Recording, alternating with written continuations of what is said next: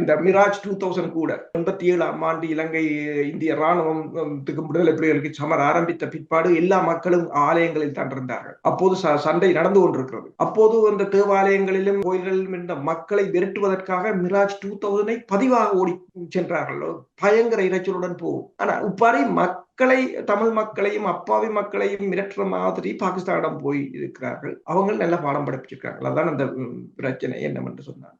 முதல் இந்தியாவின் ஒரே ஒரு பிரச்சனை என்று சொன்னால், தான் மட்டும்தான் சிறந்தவன் உலகத்திலே என்று நினைப்பதுதான் மிகப்பெரிய ஒரு முட்டாள்தனமாக இருக்கு. அதுதான் இந்த தோல்விக்கான காரணமாகவும் இருக்கு. இப்பயும் பாருங்கள், அவர்கள் என்ன கூறுகிறார்கள் என்று சொன்னால், பாகிஸ்தான் ஒரு பகுதியை, பலுசிஸ்தான் பகுதி, அந்த பகுதியை தனிநாடாக ஒரு அமைப்பு கோரி இருக்கின்றது, அதற்கு இந்தியா ஆதரவு வழங்குகிறது என்று பப்ளிக்காக கூறுகிறார். உங்கள் தேசத்தில் சுட்டால் அது உங்கள் இறமையை மீறியதாக இருக்கு. அவங்க தேசத்தில் போய் தனிநாடு அமைக்கிறார்கள், அவர்களுக்கு ஆதரவு கொடுக்கிறோம் என்று சொன்னால் அவர்கள் அதுக்காக உங்களுக்கு மேல் அவங்க அடிக்கவும் இல்லை, அவங்க அதை பற்றி பேசவும் இல்லை.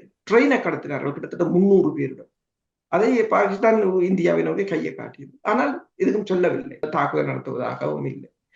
ஒரு இறமை உள்ள நாடு, இப்ப நீங்க பார்க்கலாம், ஈரான் அடித்தது பாகிஸ்தானில் இருந்த ஒரு தீவிரவாத முகாம். பாகிஸ்தான் திரும்ப அடித்தது. ஆனால் ஈரானுக்கும் பாகிஸ்தானும் நல்ல நட்பு சிறைபூர்வமாக தான் இருக்கிறார்கள். அடித்த பிற்பாடு அவர்கள் இருவரும் போய் கதைக்கிறார்கள். அடுத்த நாளே பாகிஸ்தான் வெளிவார அமைச்சர் ஈரான் வெளிவார அமைச்சரோட நாங்க ஈரான்ல தான் இருக்கிறார். அது ஏன் என்று சொன்னால், அது அவங்க தங்கள் இறமை உள்ள நாடு. அது பொலிட்டிக்கல் ரீதியாக அவங்களுக்கு அது சென்சிட்டிவானது. ஒரு நாடு தங்கள் நாடு மீது தாக்குதல் நடத்தும். இந்தியாவுக்கு என்ன பிரச்சனை? இந்தியாவுக்கு அது உண்மையில் ஒரு அரசியல் ரீதியாக இந்தியாவுக்கு அதனை தன்னுடைய செல்வாக்கை உயர்த்துவதற்கு தான் இந்தியா அதனை மேற்கொண்டது. அதனை மேற்கொள்ளும் போது இந்தியா கடுமையான தந்திரங்களை மேற்கொண்டது.